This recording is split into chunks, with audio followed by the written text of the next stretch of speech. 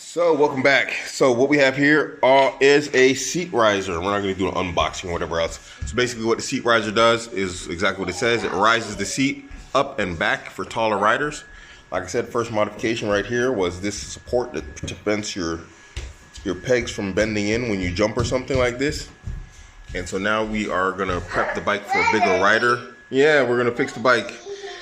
And this is going to, like I said, raise the seat up and back. So let's get all this on there. And this is what happens with cheap tools.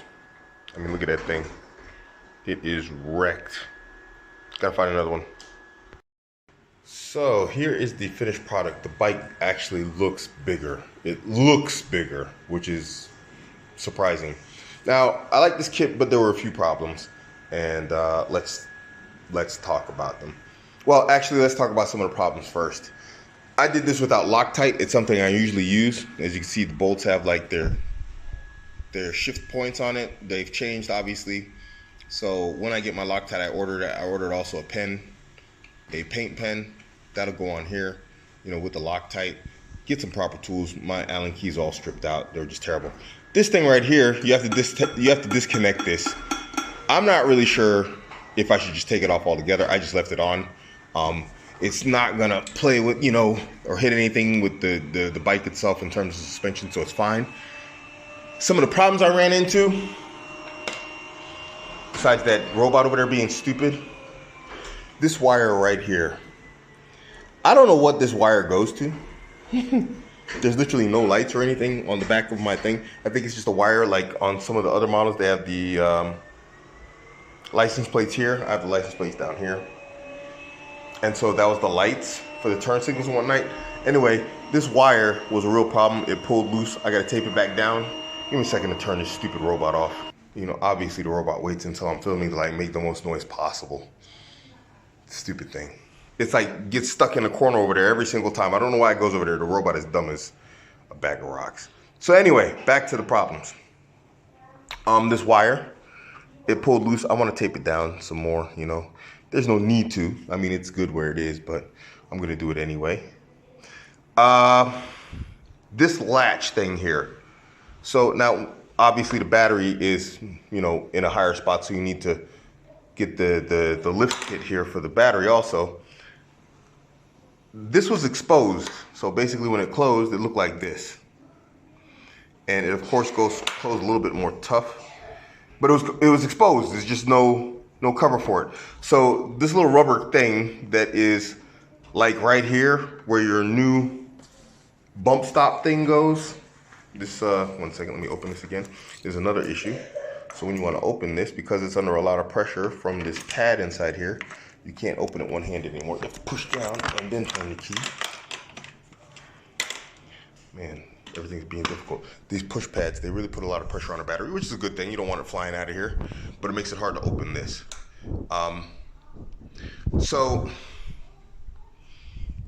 that little rubber piece right here was attached underneath here. You have to pull that out in order to install this pad.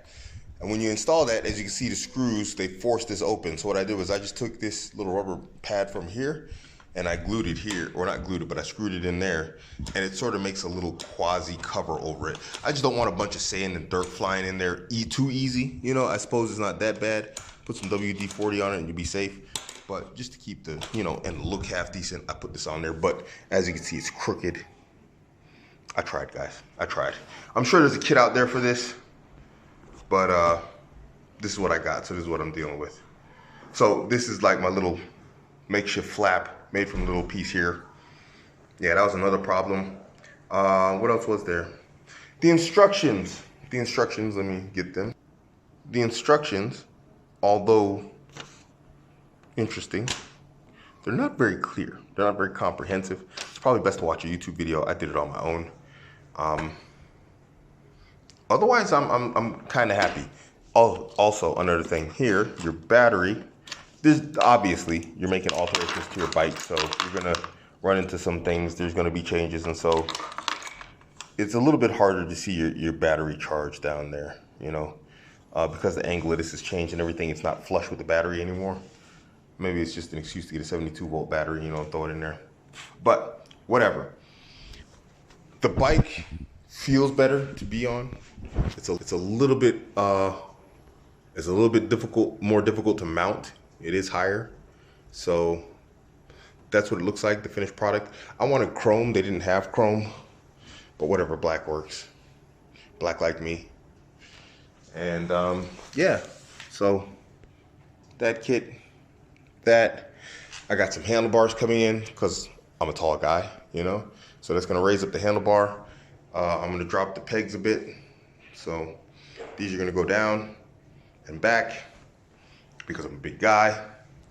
And then after that, we're probably gonna be looking at the BAC 8000, 21-inch front, 19-inch back, and a headlight switch, so I can turn the headlights on and off.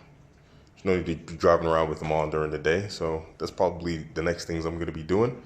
And then eventually, one day, a 72-volt battery. Oh, look at this.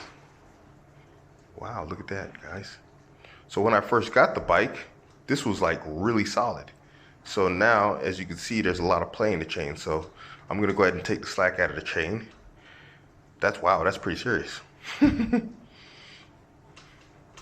But since I've got it just a few days ago, you can't see it on here. Yeah, 306 kilometers. So in about a week, I put 300 kilometers on this thing. I ride it every single day, guys. But I need to take that slack out of the chain. That's pretty serious. Wow. So yeah. Otherwise, that's what it looks like. Bike looks much bigger, feels bigger. Can't wait to get those new handlebars on there. The peg drops, some bigger tires, some new front suspension. But that's all time. I want the drivetrain and the power upgraded first. All right, guys.